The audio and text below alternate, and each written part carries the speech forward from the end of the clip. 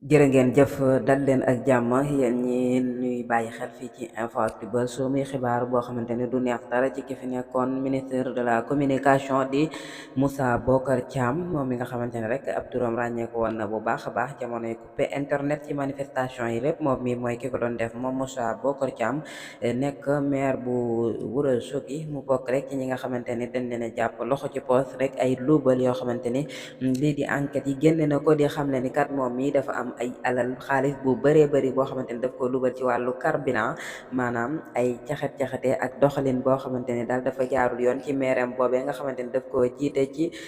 di Ourossogui ci misaal rek muy enquêteurs yi daal di génne ni kat moom mii di Moussa Bocar Thiam bu kun toppee enquête bi li nga xamante ni oto bu ci nekk daan na ko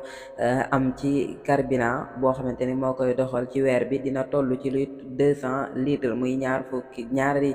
téeméeri litre yoo xamante ni rek oto bu ci nekk doon na ko lakk foofee ci meerem boobee nga xamante ni fa la nekk di Ourossogui moom Moussa Bocar Thiam rek kon mu mel ni jamono ji moo ngi ci guddi bu bët setagul ngir rek ay milliards wala ay millions yu bëree bëri rek yoo xamante ni lii di enquête bi génne na ko ni ay alal la boo xamante ni daf ko luubar ci wàllu carburant jërë ngeen jëf mbokk internet InfoActu leen di abonné te activé cloche de notification